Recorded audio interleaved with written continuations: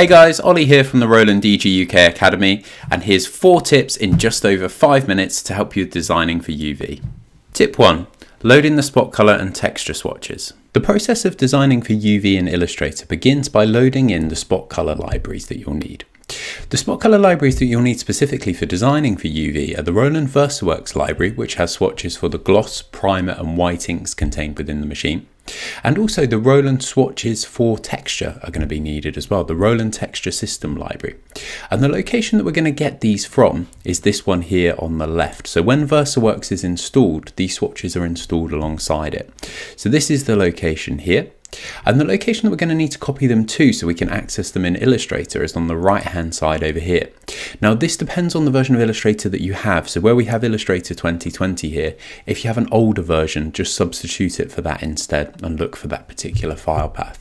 So we'll copy the swatches from the left hand side to the right, which you can see I've already done here.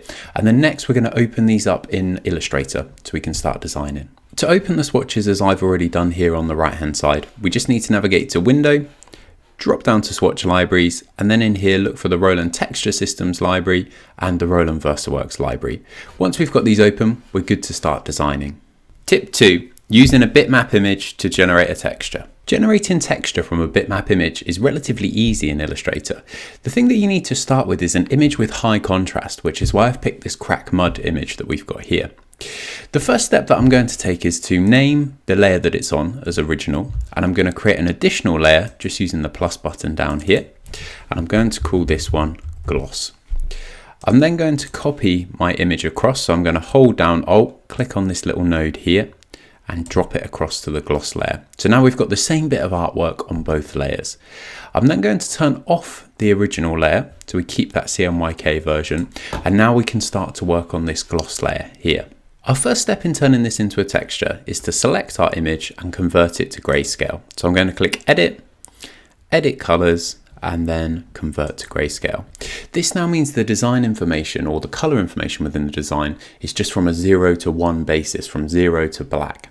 This therefore replicates what you can do with your printer, which is either you can put down a small amount of gloss ink or you can use 100% of that channel, therefore building up a texture in some parts that's slightly higher than others. To now convert this into gloss ink information, we just need to keep it selected and then select our RDG_gloss swatch.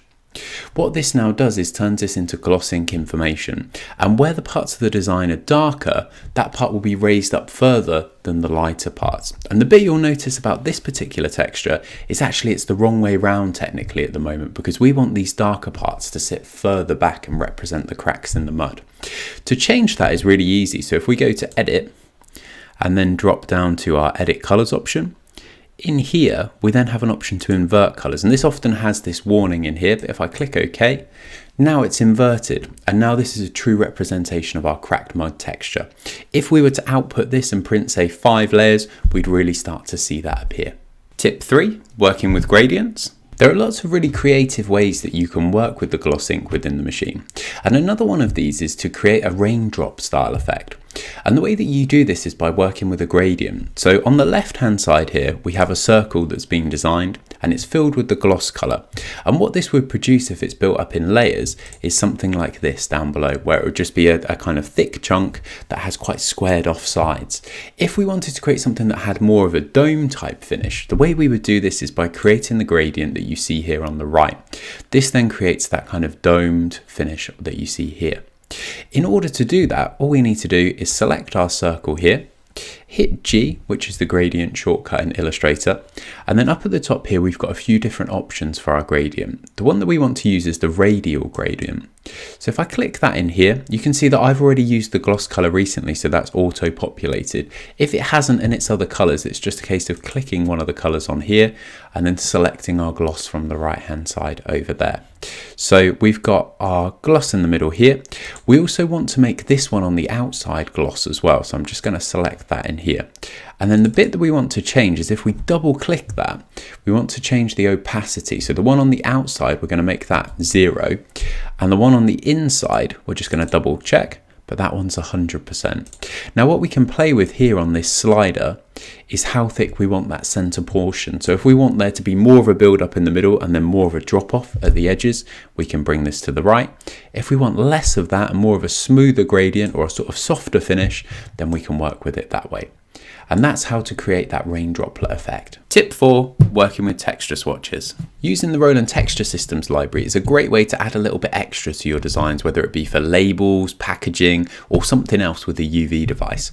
To work with these, firstly, we've got our artwork here, which is just a black box in this instance, and this is on our layer here called Original. I'm going to copy this box over to the gloss layer just by holding down Alt and clicking and dragging.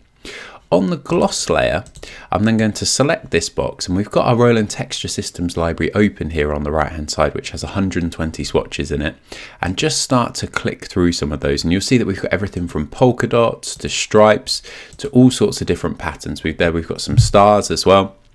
And these look really effective when they're printed. You can also create your own patterns as well in Illustrator, and there's lots of videos online to help you get started with that.